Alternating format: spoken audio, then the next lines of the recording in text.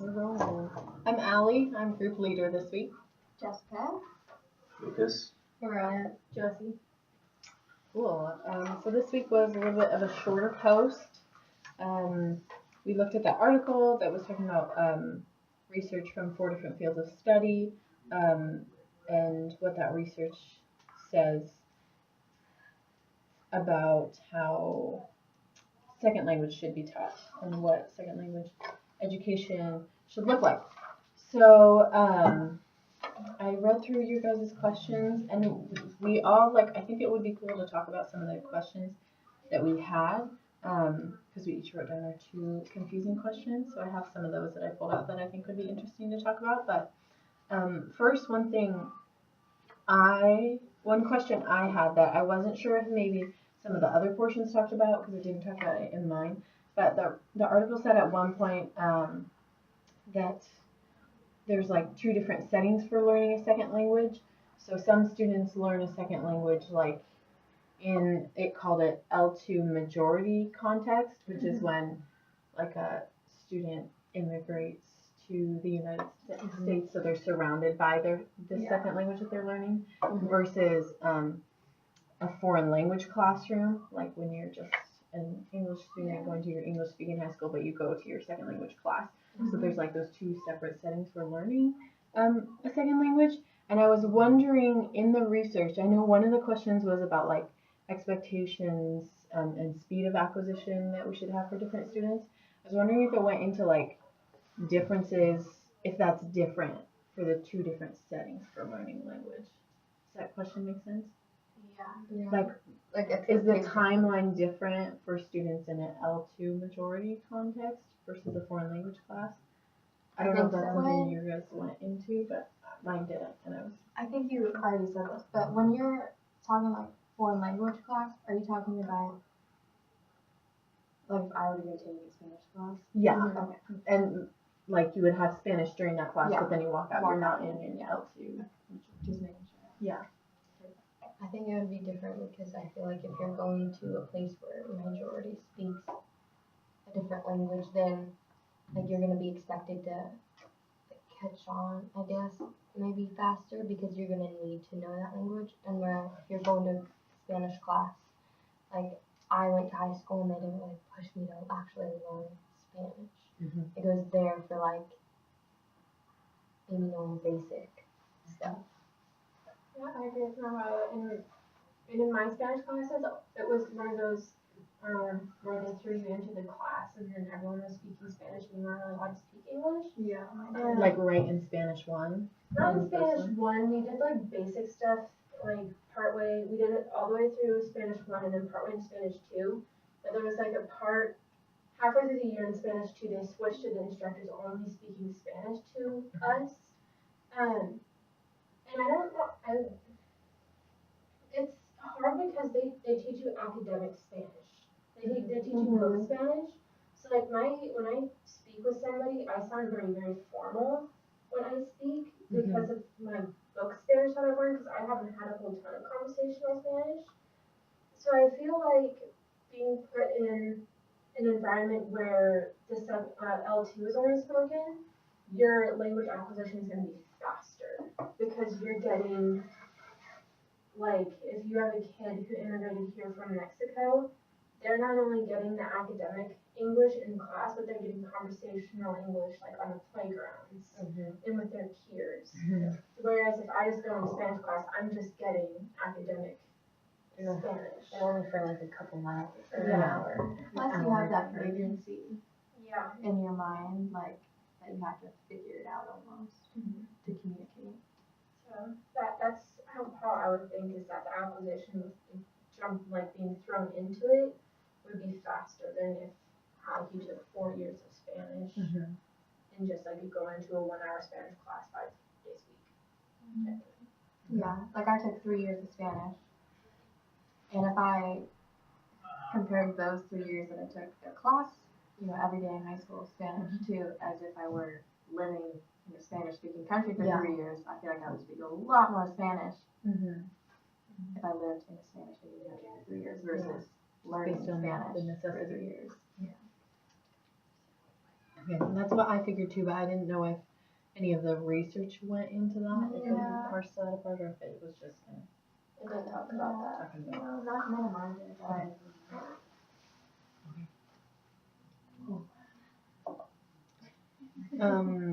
I have more questions, but if you guys have anything you want to talk about. We'll hear your questions. Okay.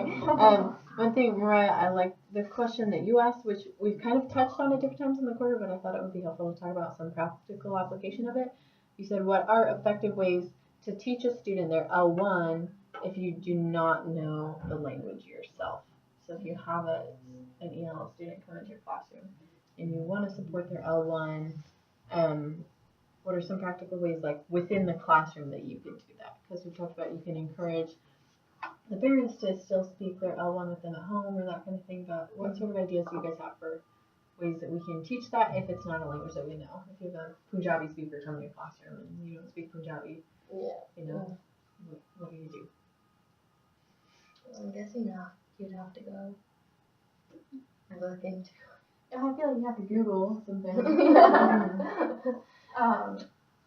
You probably want to Google. I'm using Google as like the Search term, research term here. I don't know. I guess I don't know what exact words in the context, but maybe make them feel more at ease and more comfortable. Yeah. I don't know though. You can incorporate their culture into the classroom.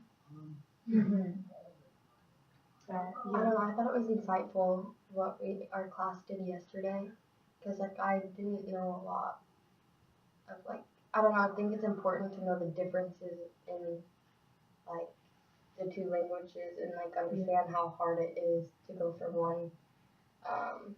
one language to another. I don't know. I never thought about like different phonemes or. Yeah. It was for our ELL 432 class. We did like a language presentation in different groups, presented on like a language and what specific to a speaker of that language would be a challenging for them when they're learning English. So like different languages have like a subject verb object word order, and some have a subject object verb that can trip students up, that kind of thing. And it was really helpful to get to know about that. But I was like, I feel like it would be really overwhelming if you have like students that speak 7 different languages in a classroom, and how much work that would be to like learn all those things about all those. And you can kind of start to learn some of that like conversational things, like, hey, how are you? Those little greetings, but it would be harder to support their academic language in that. Like we were talking today in one of my English classes. My English teacher had us do a activity, and he didn't tell us at all what the context of the activity was. He just put it up on the board, and then we had to do it. And it was describe what you did this weekend. And then he had a whole bunch of rules, like if you use present tense verb, they end instead like, what's present tense? Walking? No, walks. So instead of walks, you'd have to take the S and like do walkadid. Basically like changing all the endings to all of our verbs and making it so we couldn't use words that started with S, C, P, H, like eliminated a bunch of words that we didn't even. We had to write like a descriptive paragraph without, in first person, redoing all of our verbs and pronouns. And then he talked about how might be something similar if you had an ELL student in your classroom and you give them an assignment like describe what your morning was like. And he asked us what we started doing, and I started using these really simple sentences, and everything was wrong. Like I failed the assignment. I was going somewhere with that, and I don't even remember now. No, but I think it definitely relates to how ELL students feel in the classroom, but how we as educators face all of the challenges of incorporating, because we talk about, we can incorporate vocabulary of their native language and then in with English. But I think when I say that, I think of English and Spanish, but yet Spanish-speaking students are not going to be the only students in our classrooms. We're going to have Punjabi, we're going to have Asian students, we're going to have Russian. Russian, and it's trying to go through and like research vocabulary words in those languages is going to be so time consuming, and just like saying, okay, the first grade practicum that I'm in right now, when she wants to get everyone's attention, she says, "Toca la cabeza," which is like touch your head. But it's like most of her students, the majority of her students are Hispanic. But yet, what if she had Punjabi students and Russian students, and do you like switch it up every single day? So it's like toca la cabeza one day, and then touch your head in Punjabi the next day. I mean, again, that goes back to how do you balance the teaching of the native language and English at the same time. Like, I honestly did not think about any of these things when thinking about teaching. Dang, this is gonna be harder than I thought. I feel like if I may, Yeah. I feel like even though there are different languages that are like being spoken, and how one teacher, he may be able to speak those 7 different languages, but he may like follow up on the same. You could do the same method of teaching though. Not saying that it's necessarily like because like one doesn't necessarily know entirely about like one's teaching method until one does, finally teach, or one goes through like the tutoring and shadowing of teaching as well. So I feel like there can be the same method applied to the unique languages. However, I feel like there also could be a unique approach to each language, because each language is also different. And since each language is different, that means there's like certain things that one might go to practice more, whether it's orally written, whether it's like written down, like vocab practice. I feel like there could be different ways of learning that, but so there could be one suited to each language that is considered the best method, depending on the uniqueness of each language. Because there could be so many options as all for teachers. There's going to be a lot of options for us to be able to, or as you as people, you know what I mean? There's options for you as a teacher to teach, and it's your choice to how. Yeah, and you have to make it specific like to the language, like you were saying, because all the languages are so different. And then also not only specific to your 5 Punjabi students, but to how each of those students learn too. You have to make how you integrate it specific, so there's all kinds of things that complicate. And there was something that I thought was important is like not assuming that all Mexican people that speak Hispanic all come from Mexico. Is like, because like I didn't really think about that, I just kind of like. So like if you're talking about their culture, you don't want to just assume that all of them come from Mexico, because there's some. Well, and that kind of goes along the lines of you can't assume that everyone who comes from Mexico speaks Spanish. Yeah, that too. Yeah, because there are so many different indigenous languages to Mexico that also they become like a mix between Spanish and a non-indigenous language, and so they'll be labeled as speaking Spanish coming into your classroom. And so you'll automatically have the stereotype of, oh, okay, that's another Spanish student of mine, so I'm going to incorporate them with the Spanish group, but yet they're going to miss so many different things because they don't speak mainstream Spanish. They speak this kind of spin-off Spanish that is a mix of indigenous language and Spanish. There was, what's the mix between Spanish and French called? Creole? No. Or, Starts with a B. Double syllable. Oh, it's like, No. it's like one syllable, isn't it?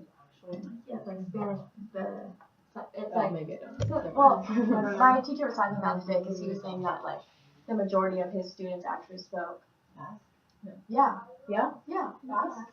Basque. Or Yeah. something like that? No, that's right. Basque was like from you said it was a mix between Spanish and maybe I'm thinking of two different I feel things. like my Basque. I feel like that's it though. yeah. It's like Spanish and French. How do you spell it? Or it's like Mexican Spanish. And, I don't know. Some B-A-S. version of Spanish, I've heard of Mexican, that, though. French. But he said that was the most popular in his time as like a teacher, where he was geographically. You Could know be where different. he was. California. Okay. I was like, how to think about that for a second. I had to visualize teachers saying Northern Central California. And that's like different regions in the U.S. are gonna have different like cultural pockets, because I know that a lot of Somalian refugees go to like the Midwest, and then obviously there's a lot of Hispanic refugees or immigrants, I guess, in California and anywhere where there's like agriculture. I'm originally from Idaho, and also like Eastern Washington, which is on the border of Idaho, and we had a lot of Bosnian and a lot of Russians. And so that was actually incorporated within our schools, is that they would have like these cultural elements that incorporated Bosnia and Russia. I think Russian is the number one second language in Spokane. Yeah.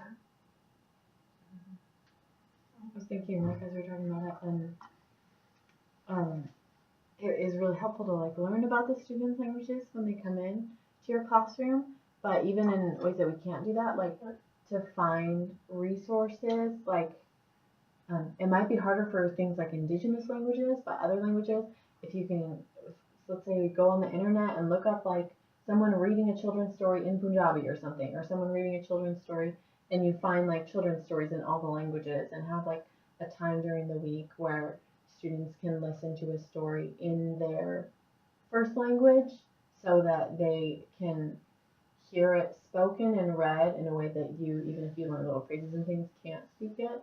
So now when you say that, would you just be having the students who speak Punjabi participating in that activity, or Like- would you have like a whole class thing going on where it's Punjabi speakers and English?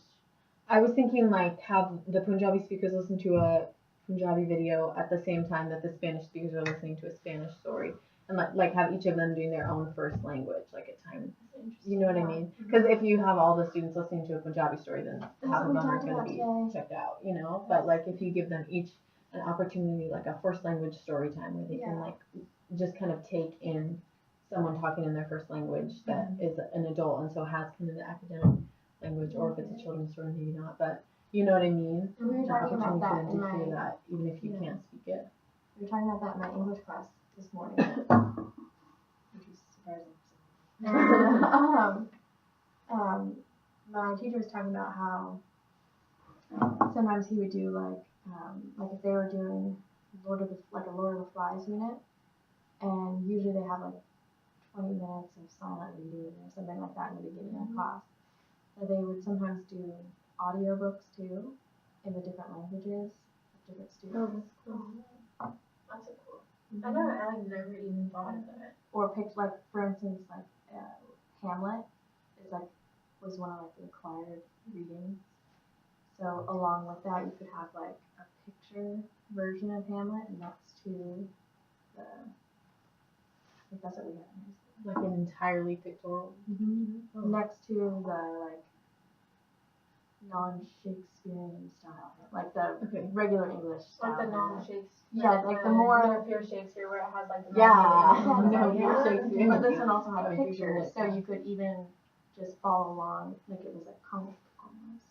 That's And then cool. you're hearing it out loud and looking at the pictures and seeing it in writing, so you kind of gather context. That's cool. I like that. That's something that I read in this section, is that gosh, what was it? It was something about the parents speaking at home.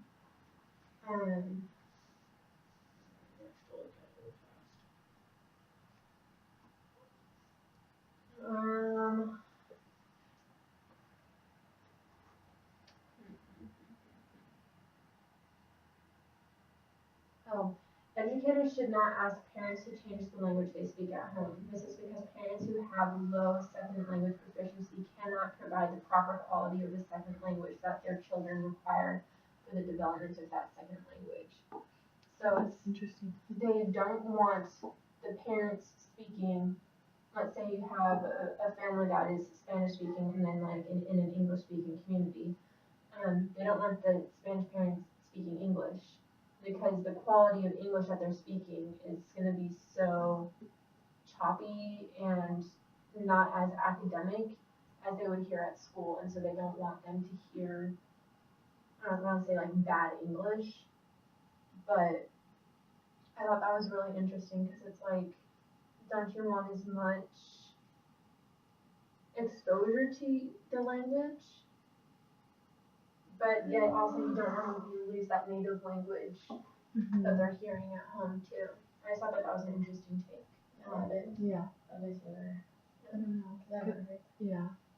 Because was the emphasis more on having them not speak English or making sure that they do speak their other language? I think it's that they do speak their other language. Because they specifically say, ask the parents not to change the language they speak at home for the sake of their students. Because they'll be doing more harm for that L2 language than they will be like helping it. Yeah. What if they're doing it to try and like improve their own skills And and that's not the what skills I of the was thinking, student? yeah. Because they're also now living, Yeah, because they have to learn And language. they'll probably have jobs that they need to communicate in English. That was one of my questions. Interesting. I think if I were a teacher, I would, place more of the emphasis on, not on the negative side of that, of like stop speaking English, but more on the like make sure, even if you do speak English with your student, that you're also speaking your native language with them, you know. I think you can kind of have a more healthy way to frame that.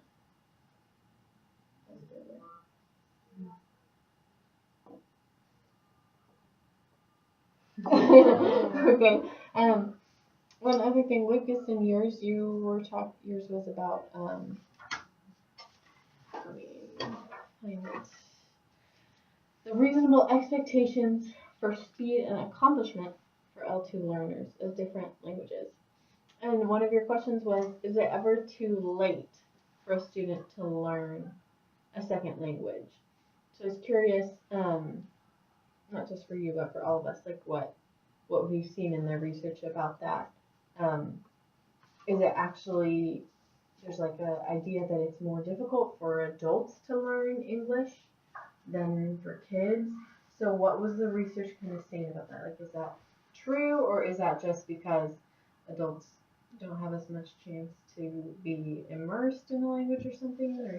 Or, what do we think about that idea of it being, is it ever too late to learn? Well, if you think about it, as you're older, you're more like academically like developed, and like you were kind of smart. I feel like you're just more knowledgeable when you're older, and so maybe like I don't think it would be harder to learn as an adult because you know that it's gonna be difficult and that you already have so much knowledge that I mean it's gonna be difficult no matter what. But I don't think it'd be. I feel like it'd be kind of still even.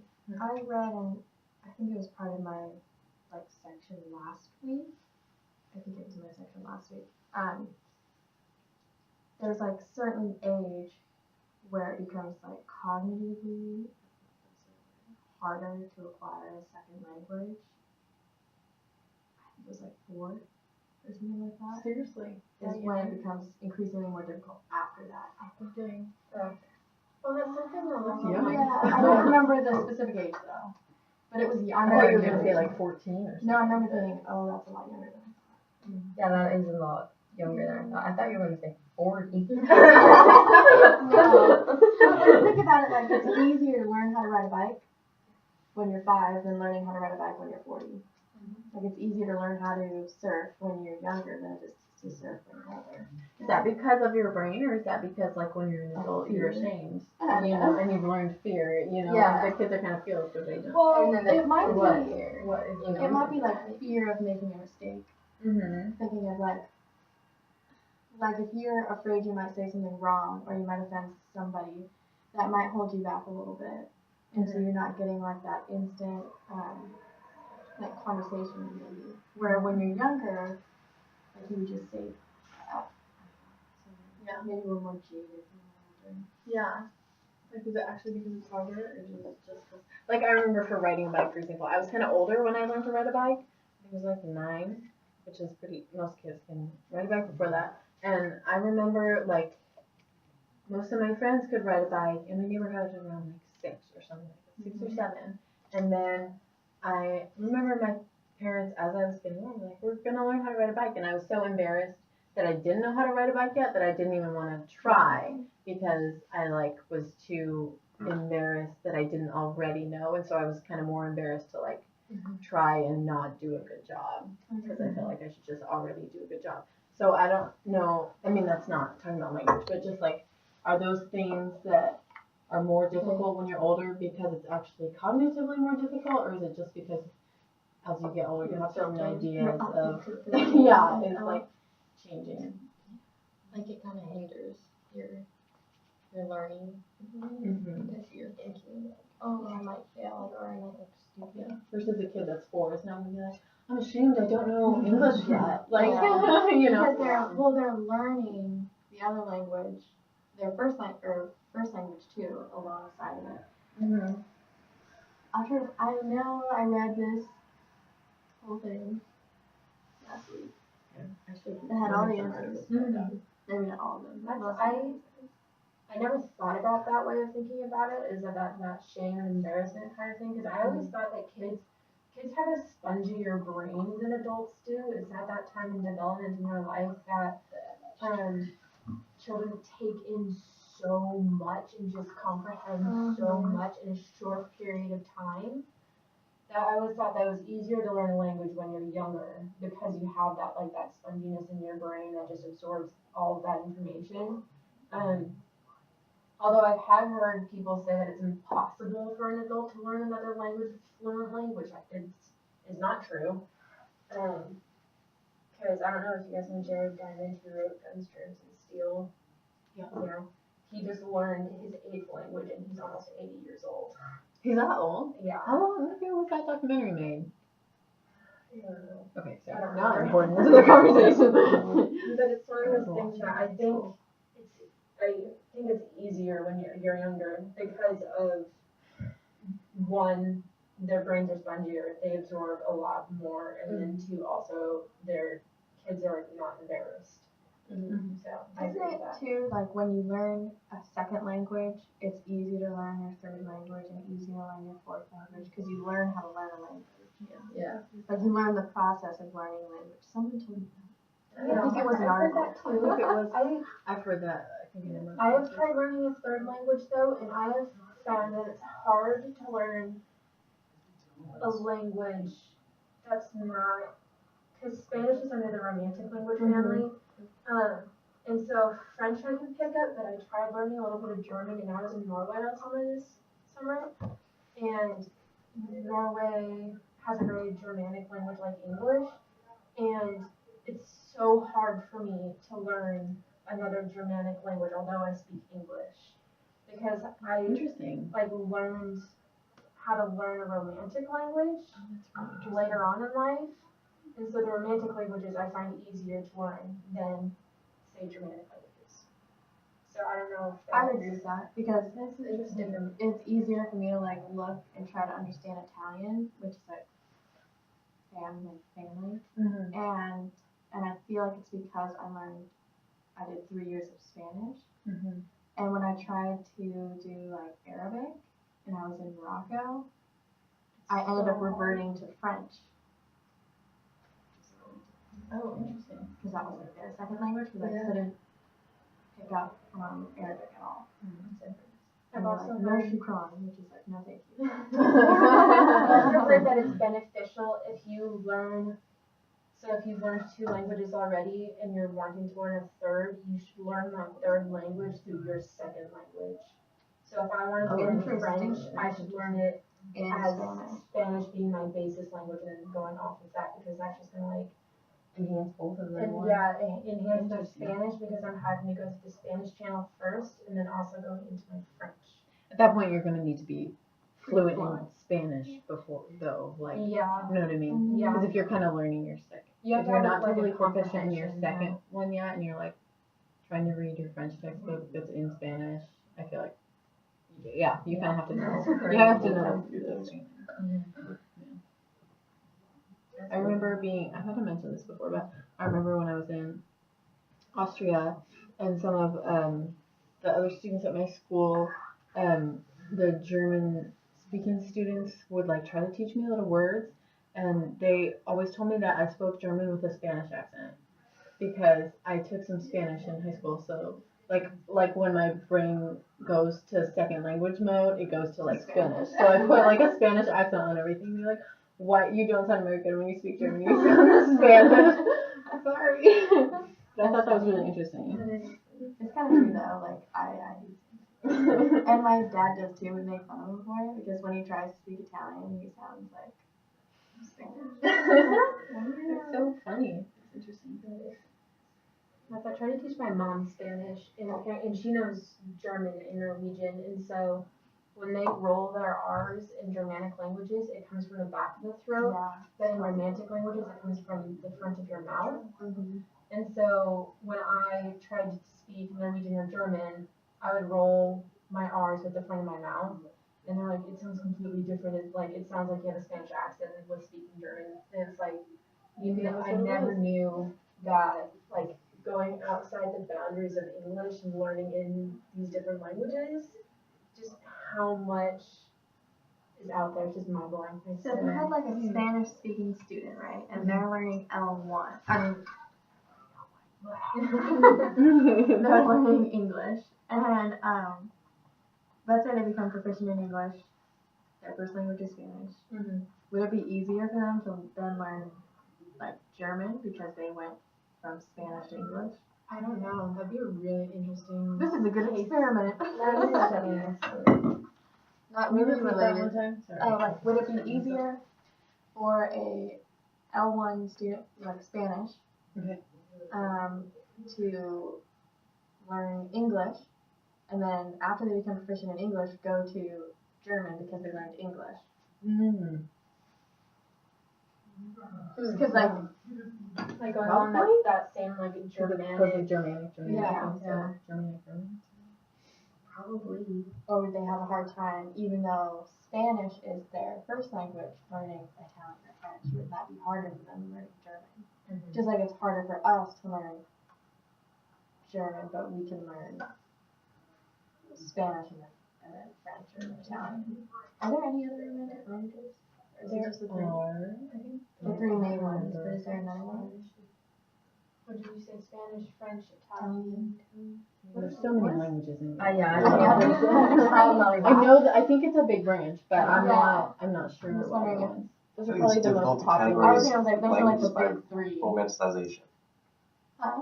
I said I think it's difficult to categorize like a language by like romanticize. The romantic. It doesn't mean that they sound romantic. Like it doesn't actually have to do It with has like something. love It has romance. something to do It's- how they came to be, and I can't remember what It's a exactly historical it is. term. It's Yeah. not like a.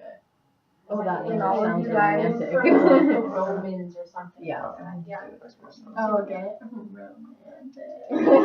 think. The I don't know. Roman. Don't quote me on that, Phil. I'm not- No, I think it's Also, also something language like history. doing something Roman.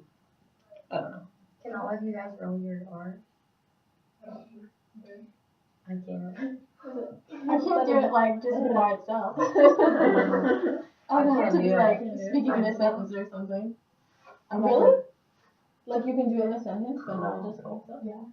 Oh, interesting. I have to be like in that act of. I don't know, but the thing is if you can do it at the front of your mouth, can you do it at the back of your Yeah. Mine wants to come from the back, I but know. I can't get it from the front. See, and I can do it at the front, but I can't do it. I don't even know how you would. I can't do it at the back at all. I can't do it at the back of my throat. I don't know what that even sounds like. Like when they go, ha! Is that what you're talking about? Or like, I feel like I'm just gonna be gurgling. So I should look up a I'm laughing. We should look up a German word and try to pronounce it. What's a German word? Kaiserschmarrn. My favorite dessert. So remember that one. What is this dessert? It's like this. So off topic. It's like this mix between like an elephant ear and a pancake bean that they like chop up and put powdered sugar on it and put a little applesauce on the side. Wow. Ooh, I love that But applesauce. so good. Oh, They always I serve it at the top of huts, like on a hut, like when you hike a mountain, there'll be a hut at the top. Yeah, and they that have those Kaiser in Schmarrn Norway too. Hmm. Yeah, in Norway too, but they So have good. heart waffles like everywhere. Cute. Yeah, and I Like was just waffles shaped like hearts. Yeah, they come in like they come in like a big star, but you can like pull them apart, and then they're like little hearts. I don't know, like I don't hike to the top of the mountain to go and find like a waffle, but every time I go my friends, I'm like, where's my waffle hut? No, yeah, that's how it was for me too. Like I think I got a German sausage or a Kaiser Schmarrn at the top of the hill. You come back this country. Where are they? But, okay, sorry, so off topic. Other things. Any other questions? I know I had some more. Oh, I thought it was interesting your question about yes. sorry the U.S. policy and how it wasn't based on this research that we were looking at. Yeah. So like, what the heck is it based? What's it on? based off of? Yeah. Like the policy, what was it, ELL? Or just education policy in general? What are we talking about? Well, it talks about neutrality, yeah, and all that stuff. I think it was just ELL policy. So, ELL policy in the United States is not based on any of the research that we read about. So I'm I think confused it was about talking what about- research it's based off of. I think it was talking about because these were like four areas of research. Yeah, that they said are kind of on the outskirts of ELL because it's like psycholinguistics. So, which is a field of study on its own that's not necessarily specific to ELL, but it's still a broader study. The paper just, And a few other things. the research article that we read though just didn't bring up what, like my whole section was based off of like U.S. policy. Mm-hmm. Super interesting. But it was talking about what it's not based off of. And I was just wondering like What is it based on? what research is it actually based off of? Because you would think class for it being- observation you think for it being like United States policy, it has to be based off of some sort of evidence. Someone couldn't just be like, oh shit, here we go, guys. I mean, I guess they could, but they have like whole committees that are, assigned to it. I just figured it had to be based off something, but I don't know what it's based off of. It makes you think like a lot of policies for education are written by people who have actually never been in a classroom. And it makes you wonder, where did they get all of their data from? Where do they get all these things that they base these policies off of when they've never actually been in a classroom? Yeah, that kind of ties back to like what we were talking about a few weeks ago with Precious Knowledge, that documentary, you know, and the guy that like went into the classroom for a day and was like the only one that went in the That actually classroom. went and visited Yeah. the classroom. Mhm. And he Yeah. went with it with an Period. attitude. Yeah, and then He's like, they're acting that way. They did that just for me. Mhm. I was at hockey. I don't know. Maybe after, but yeah, I think that's interesting. I think that would be a good money question too. Just like, what is ELL policy based off of in the United States, if not these categories of research? Yeah, cool.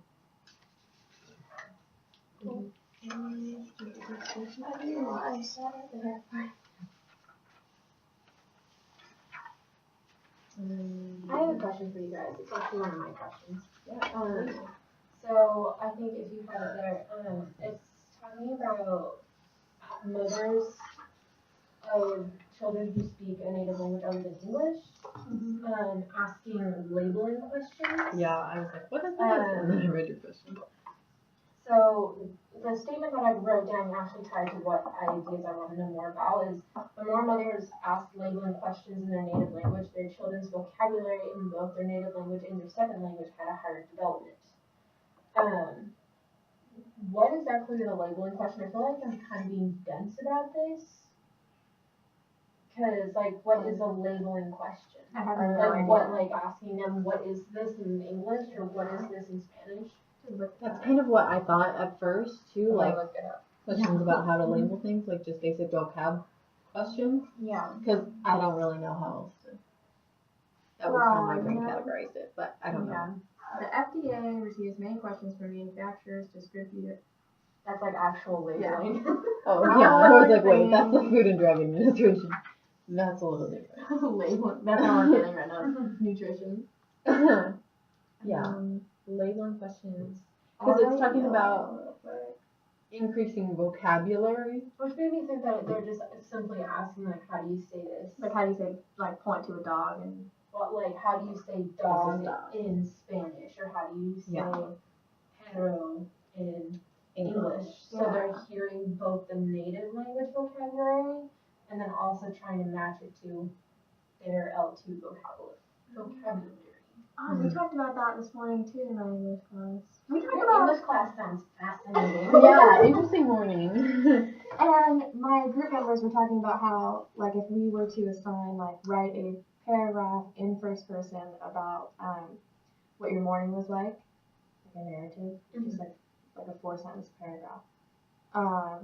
What vocabulary words we would need our students to know, and then if we had, so if I was working in Skagit County where there's a lot of like Hispanic students, having like almost like flashcards where you have the picture, and then the English word and the different tenses next to the Spanish word and tenses. That makes sense. That just reminded me of this morning. It was a pretty productive morning in our English class. Yeah, clearly. You guys are more than welcome to stop by as well. Yeah. That's my best guess on that. Also, I think another thing is like while teaching people that are also learning second languages is like giving them like maybe like a minute, like take a minute to think about things, to like let their brain process what they're learning.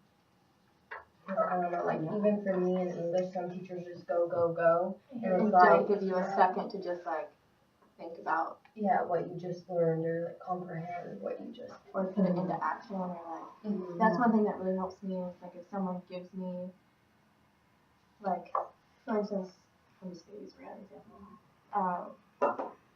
You all need to have a hook in your introductions.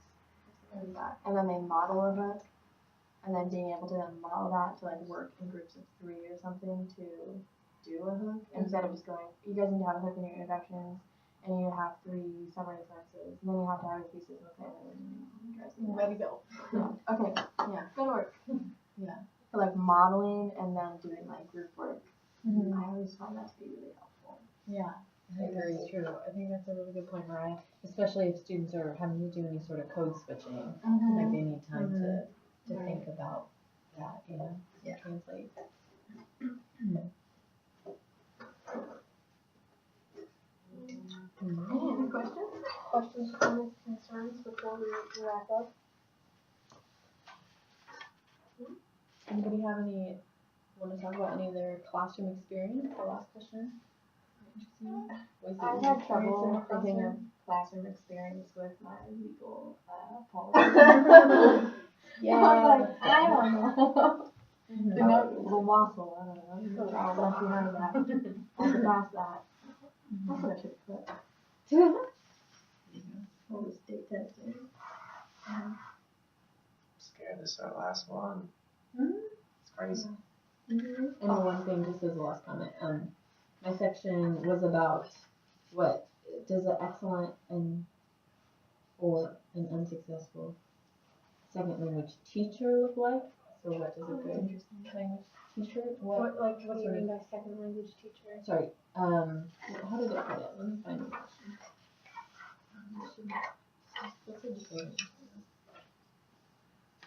Like a teacher who just has people who she needs to teach their speaking a second language or like a Spanish What teacher? are the characteristics of excellent or unsuccessful teachers for students, for like teachers teaching students that are learning in L2? Okay. Does that make sense? Yeah.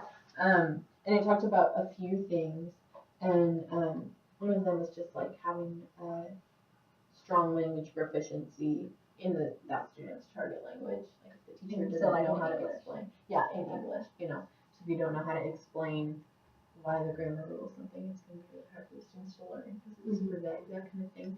But the one that kind of stood out to me the most is just like so straightforward, but just like to be a successful L2 educator, a teacher must desire to teach well. And I thought that just was kind of an important thing to remember. Like, I think part of desiring to teach well is kind of the humility to like continue learning as you're working with your students. Because the teacher I was working with at Cordado last winter came to mind, and just like how she was always kind of like asking questions of the ELL specialists that were working with her students, and like, how can I do this better, or like working with her students to try to figure out like, how can I do this better, and you could just tell that she actually like wanted to be able to teach them well. So I thought that was kind of a cool example of that, because that's a really important thing. Like, we can know in our heads all about like, oh, this is how you write a lesson plan for that, but there's kind of this characteristic that you can't really learn. And that you just kind of have to have like desiring to teach well, and what that looks like in learning from your mistakes and that kind of thing. That's true. Yeah. I was gonna say, I feel like also even as like a teacher, again, like time's even one of those things that's like that's gonna like play its role in how well one student learns. Because I mean, the more time that takes place, then one can like figure out the value of learning the language and trying to figure out like what is the value within like this language, and how do I best learn it? How do I best go about it? And I don't know if there's like I'm scared to like think that there's only like one way that like of learning the language, when in reality there's multiple ways to learn the language. And I feel like I'm getting oneself like caught into this one, like thinking there's only one way, like isn't true. As in, one doesn't even also have to even like continue to carry on to learn a language after ELL takes place in school. You know, so one doesn't have to necessarily go about and continue to learn this language, but if the one person so desires so, then I feel like, you know, they can say go for it or whatever. I don't. Yeah. You know.